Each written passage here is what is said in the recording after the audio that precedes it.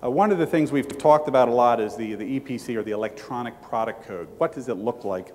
Let's give you an example. This is a box of super thin Lancets, retails for $10. And what we've done is we've put an RFID tag inside of that, an EPC label.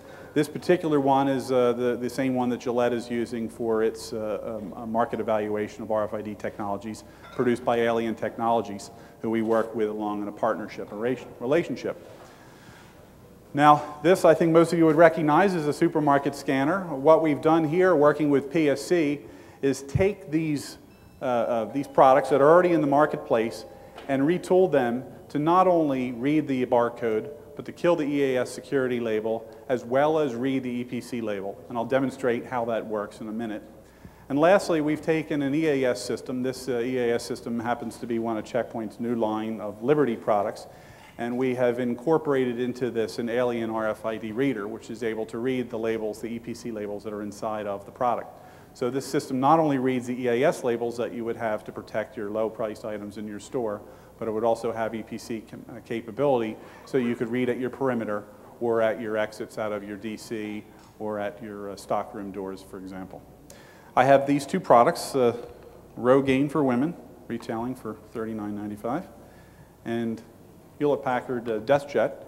If I was the bad guy stealing these products, put them in my pocket and walking out of the store, is I've actually been able to identify, as I walk through the perimeter reader, the fact that there were the two items.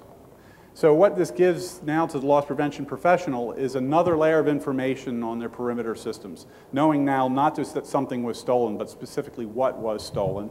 And of course, working with products such as the tracker, the ability to recall not only what that product was, but who stole it, and perhaps even pulling up a video image of that particular event. But now we have these products, and once again, the message we're trying to communicate, hopefully effectively here, is that these products that are tagged with the EPC item, the EPC is in fact acting as the EAS label, where in fact there's one tag on the product, and ultimately converging where all your products that come into your stores, or at least the higher priced items, would have EPC labels inside.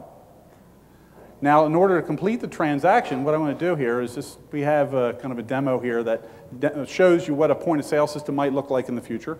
I'm going to scan this item. Once again, this is the Rogaine for women. You can get enhanced information that you wouldn't normally be able to get on traditional barcode read. For example, if there was if this was recalled, or if the product had expired, for example, information that's normally captured within the SKU.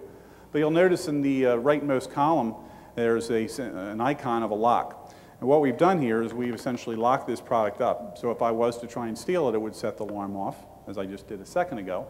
But if I complete the transaction, I can essentially unlock and destroy that RFID tag, such that as the paying customer leaves the store, the system won't alarm.